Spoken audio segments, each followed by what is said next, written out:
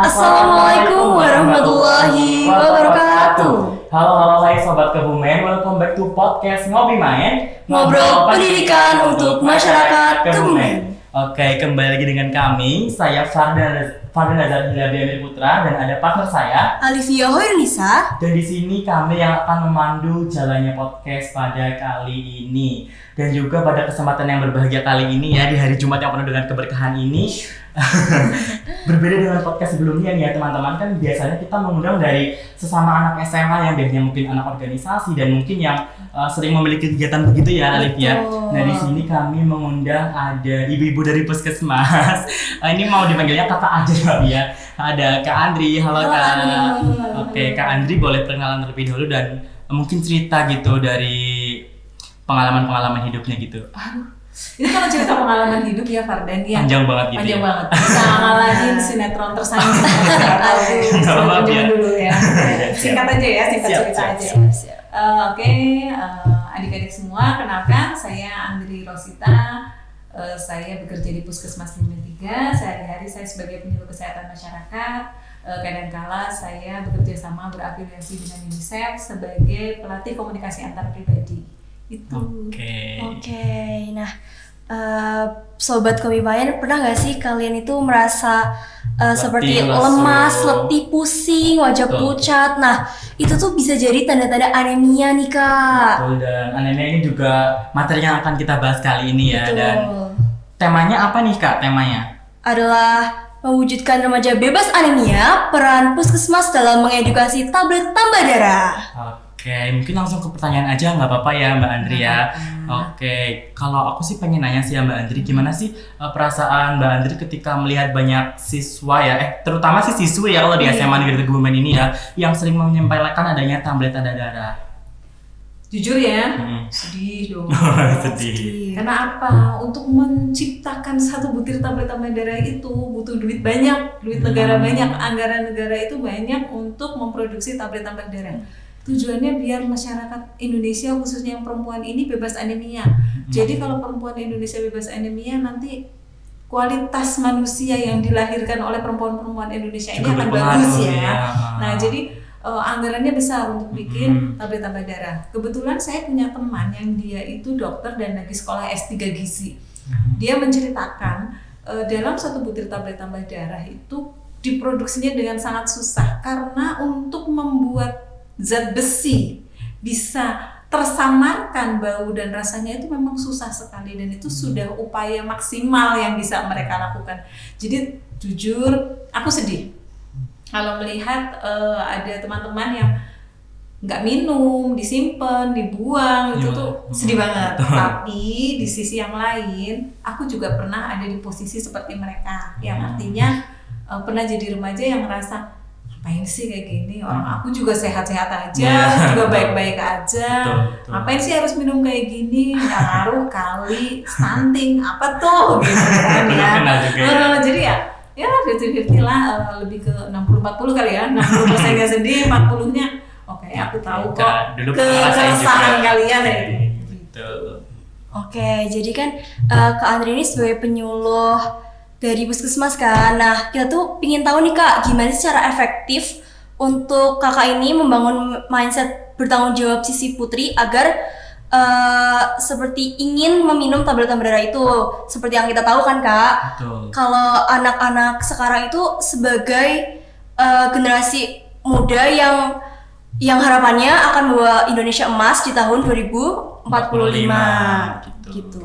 Ini pertanyaannya berat banget nih. Aduh, sampai mikir saya nih kalau pertanyaan begini nih. Saya gak tahu nih ya teman-teman ya, apa yang harus saya lakukan saya juga gak tahu. Saya cuma ingin ngajak teman-teman diskusi aja. Fardhan sama Alif, coba kalau misalnya kalian, saya minta memindahkan alat-alat ini sendirian. Ini ada berapa alat nih? 1, 2, 3, 4. Ada 4 alat ya. Pindahin alat ini keluar. Fardhan sendirian itu akan bolak-balik berapa kali Dan? Kayaknya banyak sih, apalagi itu juga kayak takut rusak juga, berat juga. Berarti berapa kali? Kurang lebih 4 kali. Iya. Kalau misalnya aku minta tolong Fardhan sama Alif, untuk memindahkan 4 alat ini bersamaan. Berapa waktu yang dibutuhkan? 2 kali, sekitar 2 kali. Lebih cepat. Iya, Betul. betul, lebih cepat. Logikanya seperti itu dengan tablet tambah darah yang masuk ke dalam tubuh kita. Kok bisa? Gitu kan ya, kok bisa? Jadi gini loh teman-teman, aku mau ngajak teman-teman ngobrol aja. Sel darah merah itu ya ada di dalam tubuh kita yang terkenalnya dengan hemoglobin. Iya, hemoglobin. Itu fungsinya adalah mengangkut oksigen ke seluruh tubuh. Betul. Ya, utamanya ke otak. Jadi makanan utama otak itu oksigen. Kalau tadi oksigennya cuma 1 orang doang, kayak Fardan doang 1. Waktu dan jumlah oksigen yang dibawa ke otak lebih sedikit nggak? Iya, lebih sedikit. Lebih sedikit. Lebih lama waktunya? Iya, juga Lebih lebih lama lama. juga. Kalau sel darah merahnya banyak, oksigen yang dibawa ke otaknya Banyak juga. Lebih banyak cepat dan juga. lebih cepat. Betul. Jadi gitu loh. Kenapa kita tuh minum tablet tambah darah? Karena tubuh kita butuh sel darah merah dan belum tentu cukup dari makanan aja. Kalau kamu nggak mau minum tablet tambah darah, kalau kalian nggak mau minum tablet tambah darah, kalian harus memenuhi proteinnya. Bisa nggak setiap hari makan daging merah segar? Kayaknya Nggak semua nggak- lapisan nggak masyarakat semua orang juga bisa. bisa. Ya. Betul. Oke, 1, secara ekonomi mahal. Betul. 2, mungkin bosan. Iya juga. Ya Apalagi kan? kalau tiap hari. Nah, jadi kalau kalian nanya apa yang sebagai penyuluh lakukan, ya aku akan terus ngedukasi dengan cara yang bisa diterima oleh teman-teman. Contohnya tadi, dengan cara yang sesederhana mungkin. Kembaliin lagi, kalian pingin otak kalian penuh dengan makanan sehingga bisa digunakan atau enggak? Gitu aja kan? Betul. Nah, kurang lebih gitu deh. Liv, nyambung nggak nih sama pertanyaannya nih? Ya terus tadi kan juga dari Mbak juga udah menjelaskan ya, dulu Mbak itu udah pernah ada di posisi kalau Mbak juga sempat nggak suka sama tablet tambah darah. Itu tuh kalau dari Mbak Andrinya tuh gimana tuh pemikirannya? Apakah itu adalah posisi yang benar atau salah? Di awal aku menganggap itu posisi yang benar dong, tapi itu terjadi ketika aku nggak remaja. Karena ketika aku remaja nggak ada program tablet tambah darah. Belum ada. Belum ada. Saya itu remaja tahun 1900 berapa ya? Kita belum lahir ya. Terus itu programnya dari tahun kapan? Itu udah 2000-an kesini. Oh 2000-an, berarti kayak baru. Baru-baru. Ya, jadi tahun 1900 tuh kita nggak ada yang memperhatikan kita. Maka bersyukurlah anak-anak sekarang ada makan bergizi gratis kayak gitu. Walaupun sedikit penuh perjuangan ya. Penuh perjuangan kayak gitu. Terus ada tablet tambah darah, Betul. terus ada pemeriksaan kesehatan. Halo, zaman 1900 tuh nggak ada. Belum ada. Udah nggak ada. Ya, jadi kalau saya stunting ya wajar ya. Balik. Saya itu kenal tablet tambah darah ketika hamil anak pertama. Oke. Iya, betul. Dan ketika hamil anak pertama itu namanya juga orang hamil, di awal-awal kehamilan pasti mual, muntah, nggak asik banget. Nah, saya nggak bisa minum tuh yang namanya tablet tambah darah. Nggak saya minum tuh. Ya. Apakah saya baik-baik saja? Menurut kalian? Kayaknya mungkin bayinya jadi kurang nutrisi atau gimana? Yap. Lebih fatalnya bayinya nggak bisa saya lahirkan dengan normal, bayinya tidak bisa hidup bersama dengan saya. Jadi itu fatal sekali. Karena dalam satu butir tablet tambah darah itu ada asam folat yang bisa mencegah kecacatan pada bayi. Magnesium juga. Iya, ada zat besinya yang tadi aku bilang membantu sel darah merah. 3 bulan tidak mengkonsumsi vitamin, tidak mengkonsumsi tablet tambah darah itu sebenarnya vitamin ya teman-teman ya, jadi bukan obat, please. Ini harus persepsinya harus benar. Iya, Dia itu vitamin, dia suplemen, suplemen. ya. Oke. Itu tidak dikonsumsi. Ketika USG ternyata sudah ada kecacatan pada anak saya dan dokter memvonis ini harus segera dilahirkan, padahal belum waktunya. Fatal kan? Berarti sepenting itu ya. Terus waktu tahun yang 1900-an tuh kan belum ada tablet tambah darah. Terus Belum ada. ya terus gimana biar anak-anak mereka bisa lahir dengan normal? Beruntungnya di tahun 1990 itu jajan belum terlalu banyak. Oh iya, banyak faktor Makanan baru gitu ya proses yang gitu. datang. jajanan tahun 1900 tuh apa sih? Arem-arem. Di kantin SMA 1 tuh kami tuh dulu berdesak-desakannya beli gorengan, beli es teh, beli jajanan-jajanan, nggak ada yang namanya apa, cireng, sempolan, ya makanan-makanan yang Iya, padat masuk dengan gitu ya. padat dengan pati tanpa nutrisi ya, mohon maaf nih. Itu nggak ada. Jadi benar-benar makanannya dulu makanan jajanan pasar. Iya, betul. Makanan jajanan pasar itu kan Kayak arem-arem gitu arem-arem ya. tuh isinya sayur kan dalamnya, sayur tempe. Udah itu berarti ada nasi, ada protein. Ya beruntungnya tuh dulu seperti itu. Zamannya tidak seperti sekarang. Konsumsi mie instan, konsumsi makanan instan tuh nggak se-hektik sekarang juga. Sekarang seblak, nah zaman dulu nggak ada. Seblak tuh nggak ada. Gitu. Jadi kita jajan mewah ya paling bakso, soto, lotek. Makanan-makanan mewah Itu masih sehat itu ya kalau lotek gitu ya. Iya. Jadi ya kalau kalian nanya anak-anak tahun 90-an mempertahankan kesehatan mereka dengan apa? Dengan makan yang ada. Nggak pengen makan ini itu gitu ya. Enggak lah, makan yang ada karena emang adanya itu kan. Gitu deh. Gitu. Oke. Jadi kan tadi Kak Andri udah bilang kan kandungan dari tablet darah itu ada asam folat dan juga zat besi. Nah, ada nggak sih kandungan lain selain itu Kak? Kemudian juga aku ingin tahu lagi nih, apalagi manfaat tablet darah untuk remaja putri? Kandungannya nggak ada sih, cuma 2 itu, ya, cuma zat besi sama asam folat. Ya. 2 zat itu sudah sangat bermanfaat untuk tubuh remaja putri. Ya, karena apa? 2 zat itu sangat berpengaruh pada kondisi hemoglobin di dalam tubuh. Ketika hemoglobinnya sudah kondisi normal, maka hormon-hormonnya, distribusi oksigennya bisa bagus ke otak. Otak itu sebagai pusat apa sih?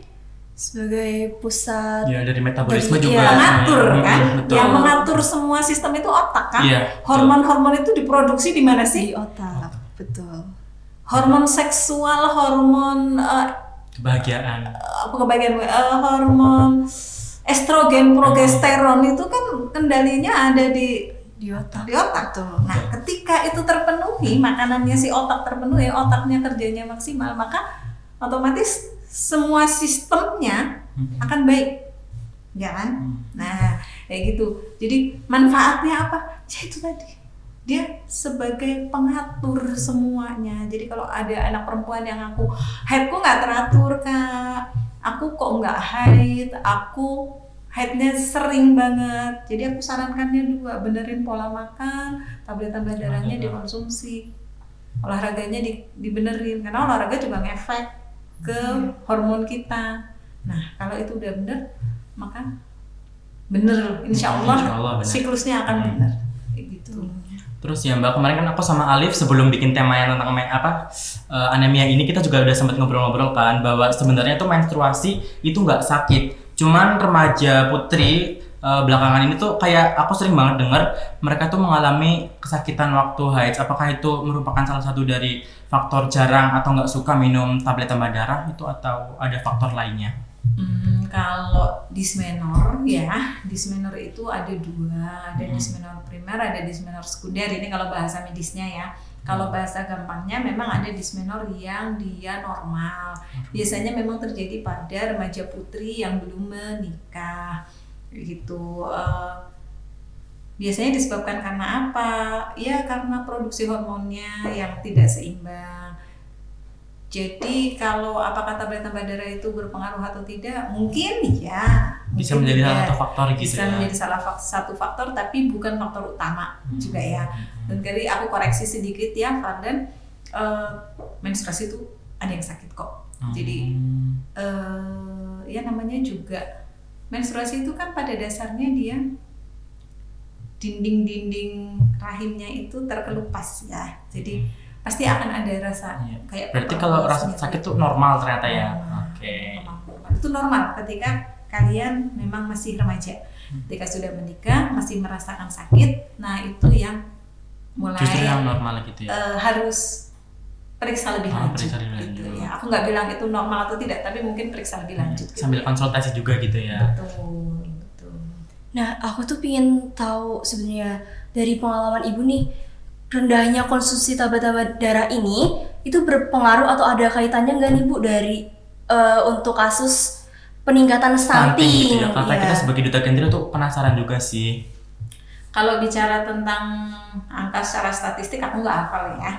Berapa yang remaja putri yang anemia dengan yang stunting itu secara prevalensi dan statistik aku tidak punya kapasitas untuk menjawab itu. Oke. Tetapi kalau berdasarkan based on true story dari pengalaman-pengalaman yang dihadapi, jadi kemarin itu baru kemarin ada balita, dia itu dari berat badan dengan umurnya dia kategorinya berat badannya kurang. Ya, dari tinggi badan perbandingan berat badan dengan tinggi badan itu kurang juga. Dari tinggi badan dengan umur dia kurang juga. Jadi bisa diambil kesimpulan bahwa anak ini stunting. Oke. Setelah dirunut-runut riwayatnya, terjadi ketika hamil memang ibunya juga mengalami kurang energi kronis. Kurang energi kronis itu bisa diketahui sejak awal dari lingkar lengan kiri. Jadi kalian suka diukur kan lingkar lengannya? Iya, Ya, lingkar lengan. Normalnya kan 23,5. Kalau kurang dari itu berarti dianggap kurang energi kronis. Jadi standar untuk menentukan status gizi itu ada 2. 1, lingkar lengan. Yang kedua adalah kadar hemoglobin, kadar Hb. Normalnya kadar Hb adalah berapa? 12. Jadi kalau kurang dari 12 itu sudah kategori anemia. Nah, kalau 2 kategori ini tidak tercapai, maka ya tadi yang aku ceritakan benar-benar based on true story. Jadi anaknya ya stunting. Baru minggu ini aku menemukan itu ada balita konsul, dan setelah dirunut-runut, oh ternyata dari kehamilannya nih. Terus kalau anaknya udah stunting tuh langkah dari puskesmas tuh biasanya apa? Seperti apa Ibu? Kalau anaknya udah stunting ya kita rujuk ke dokter spesialis. Jadi dulu. biar dicari tahu dong stunting penyebab yang lainnya apa. Jadi biar bisa diperbaiki sesuai dengan tepat sasarannya. Gitu. Ya, tadi kan Mbak Andri sudah pernah cerita ya kalau Mbak Andri tuh pernah melewati fase Mbak Andri malas mengonsumsi tablet tambah darah.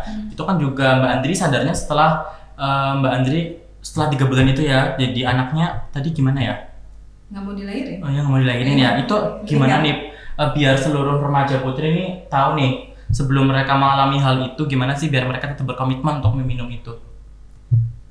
Tadi kembali lagi ke cerita awal, kalau kita memindahkan barang satu persatu akan lama, tapi kalau kita bersama-sama dengan teman memindahkannya akan cepat. Begitu juga dengan sel darah di dalam tubuh kita. Kalau kepingin otak kita penuh terisi dengan oksigen, ya kita harus memperbanyak tentara-tentara sel darah dalam tubuh, biar dia bisa ngangkut oksigennya lebih banyak. Kan kalau oksigen di otaknya banyak, otaknya lebih optimal, metabolisme tubuhnya lebih banyak, kalian bisa lebih berprestasi. Terus kemudian berpikirnya juga cepat gitu. Berpikir cepat. Kalau kalian pengen glowing, kulit itu dipengaruhi oleh apa sih? Salah satunya hormon juga kan? Betul. Nah, gitu. Jadi kenapa sih minum tablet tambah darah hubungannya sama glowing di mana? Ya itu tadi. Karena otak pengatur hormon. Gitu. Yes. Nah, kemudian dari Puskesmas sendiri sebenarnya ada nggak sih kayak program atau inovasi khusus agar remaja putri ini kayak edukasi gitulah agar remaja putri ini mau meminum tablet tambah darah? Ada nggak sih Kak? Kalau inovasi itu inovasi yang seperti apa aku nggak tahu ya, ini disebut inovasi atau enggak, tapi yang jelas kita minta kerjasama dengan sekolah, termasuk kayak yang ketika diminum di sekolah, karena kalau cuma dibawa nggak mungkin diminum. Iya. Makanya sekarang kan diminumnya sebelum pelajaran, ditungguin oleh bapak ibu guru, itu salah satu bentuk inovasi. Terus kita juga kerjasama dengan teman-teman KKR, PMR. Waktu itu yang angkatan di atas kalian tuh nyiptain lagu jingle yang minum tablet tambah darah. Nah, itu salah satu inovasi bersama juga. Iya, itu salah satu inovasi kita. Terus membuat edukasi yang diperankan oleh anak-anak sekolah terkait dengan tablet tambah darah itu juga kita lakukan. Jadi sebenarnya kalau edukasi itu nggak kurang-kurang. Kita coba juga dengan bahasa teman-teman semua, tapi memang kadang ketika belum terbentuk. Ya, jadi kan harus terbentuk. Cuman saya berharap teman-teman jangan sampai terbentur dulu baru terbentuk deh. Takutnya fatal kayak saya udah terbenturnya udah ya kayak gitu, baru anak keduanya baru nih minum kan sayang Betul. gitu. Jadi dari dini gitu bagusnya ya. Orang tikus itu tahu kalau tahu itu racun tikus saja mereka nggak akan mendekat kan. Iya, betul. Tapi kita manusia udah tahu itu nggak bagus buat kita. Masih dicoba. Masih dicoba aja. Jadi jiwa petualangnya terlalu tinggi. Resiko. Mengejar tantangan gitu. Oke, kalau dari kebanyakan remaja putri kan kalau yang sering dengar tuh kan yang namanya tablet tambah darah kan amis gitu Iya, ya, betul. baunya juga nggak Baunya enak, nggak enak, rasanya langsung aneh dibuang gitu begitu. kan. Itu tuh ada inovasi atau cara penyajian yang lain nggak sih? Mungkin kayak selain digerus juga begitu Ibu? Ini udah pernah kita sampaikan waktu ada aksi bergizi dan Kemenkes datang ke Kebumen. Salah satu samplingnya adalah SMA Negeri 1 Kebumen dan sudah pernah ada podcastnya juga dengan Kemenkes. Waktu itu kayaknya presenternya Raya, ya. Kita udah pernah sampaikan juga ke Bapak Ibu di Kemenkes bahwa diciptakan yang baunya enak, yang chewy kayak Yupi. bentuk-bentuk itu kan lucu ya. Ini apa sih merah? Emang cara bentuk itu juga nggak indah. Iya. Tapi kalau kata teman-teman Kemenkes itu sebenarnya udah yang paling Perfect gitu ya. iya Ideal. bukan ideal Oh, sih ya. iya. Maksudnya itu udah yang semaksimal mungkin mereka bisa lakukan. Itu juga cerita tadi teman saya yang kuliah S3 gizi itu. Kalian nggak tahu bagaimana memasukkan zat besi yang sebesar itu. Jadi itu kandungan zat besinya gede. Ke dalam tablet sekecil itu tanpa harus terasa amis. Itu perjuangan buat teman-teman gizi. Nah, jadi kalau menurut aku, saran aku ya, kalau kalian tahu ini jadwal minum tablet tambah darah, kalian sediain deh tuh Yupi boleh, Yupi merek ya jadinya. Sedia permen atau sedia buah atau sedia minum lemon, jeruk ya, atau apapun tapi jangan teh, Jangan teh jangan gitu kopi, ya. jangan susu. Ya, kalau belakangan itu sering ada tren itu yang pokoknya hindari minuman es teh ya, mending es jeruk gitu ya kalau ke rumah makan. Atau air putih ya. Iya. Gak apa-apa kalau nggak punya duit mah air putih, air jeruk biasanya lebih mahal ya. Gitu. Jadi kalian juga punya inovasi sendiri deh. Kalau mau minum tablet tambah darah, aku bawa buah lah satu. Kalau pisang terlalu Bikin enak sih kalau pisang. ya pisang pepaya bikin enak ya kalian bawa jeruk. Betul. Gitu, bawa anggur, bawa stroberi kan. Inovasinya banyak. beli stroberi dimakan satu kelas, anak ceweknya kan masih iya, bisa. stroberi kan 10.000 tuh. Yang, Ya, satu anak satu aja. Asemnya dapat, segernya dapat, amisnya hilang. Amisnya hilang. Terus minumnya bareng-bareng. Dan satu lagi ya, mual itu kadang dari sugesti. Kalau kalian udah mensugestikan, nggak enak nih. Jadi beneran Biasanya kan gitu ya? gitu, iya. Jadi emang sugestinya harus positive vibes terus gitu. Bayangin aja, mau di Ayunda, mau di kita pilih gitu.